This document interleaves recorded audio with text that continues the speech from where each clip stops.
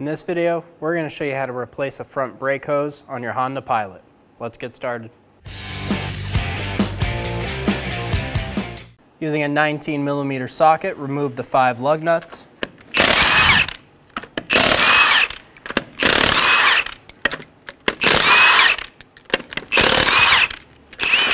Remove the wheel.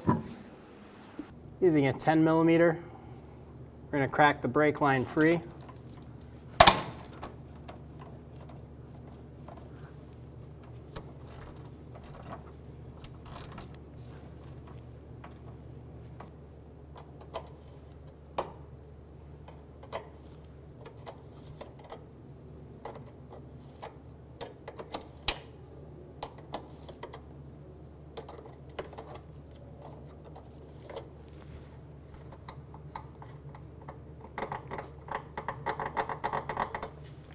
Remove the hard line from the soft line.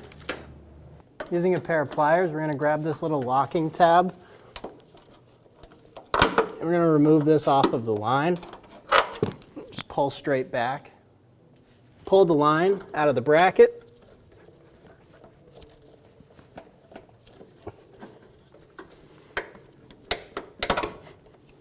Using an 11mm socket, remove the union bolt.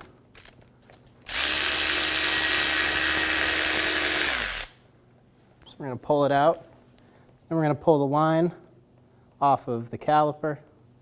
Using a 12mm socket, we're going to remove the bolt for the brake line bracket.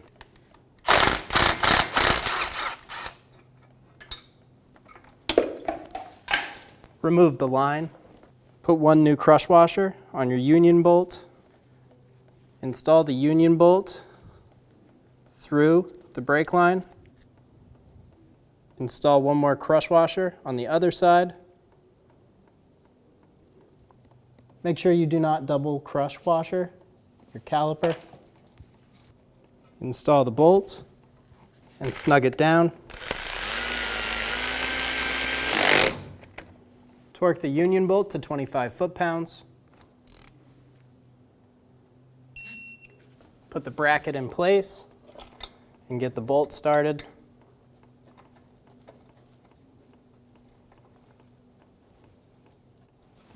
Snug it down. Install the line with the flat part facing the back. This will lock in to the bracket, just like that. And then we can install our U-lock on the top. Line it up and push it on. Install the hard line into the soft line and get your bolt started. You want to make sure these threads are nice and straight and you're not cross-threading at all. And start to snug it down.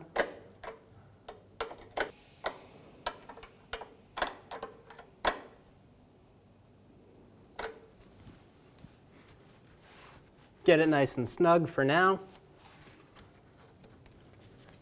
This lock should be pushed in a little bit further.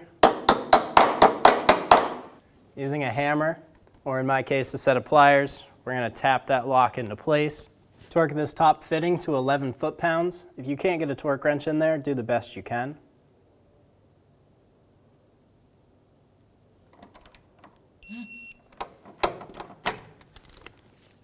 Using brake parts cleaner and a rag, we're going to clean up any areas that got wet from brake fluid. Try to avoid hitting the rubber line with any brake part cleaner. The reason we're cleaning this is so when we test, we can see any new drips or trails that are coming from the lines. And we'll do the same thing on the back of the caliper. Remove the bleeder cap from the caliper. Using a 10mm wrench, we're going to crack the bleeder screw free. And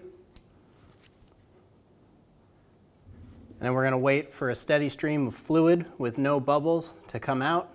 At that point, we'll go ahead and close it. Check your master cylinder reservoir to be sure that it has enough fluid in it. If it's low, go ahead and top it off. Wait until there's a steady stream of drips with no bubbles, and then go ahead and close the bleeder screw.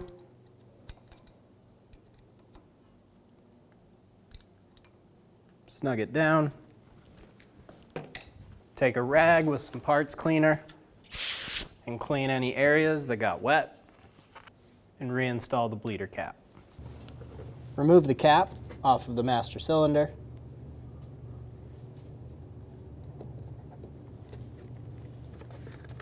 And we're going to add fluid to our master cylinder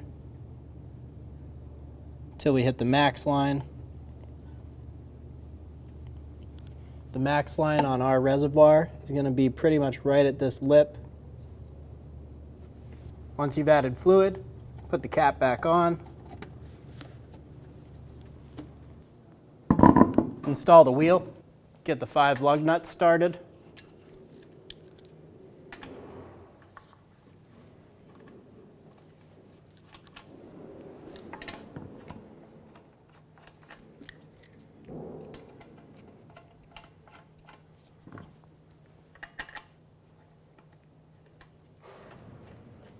Snug them down.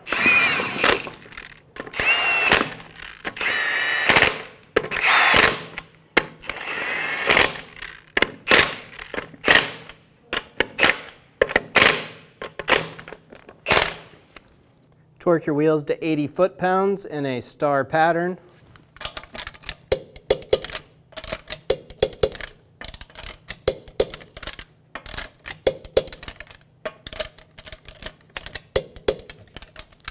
And you're good to go. When only the best will do, demand TRQ. The only company that lets you view before you do. TRQ is committed to offering the highest quality aftermarket auto parts that are engineered for peace of mind. Thanks for using and viewing with TRQ.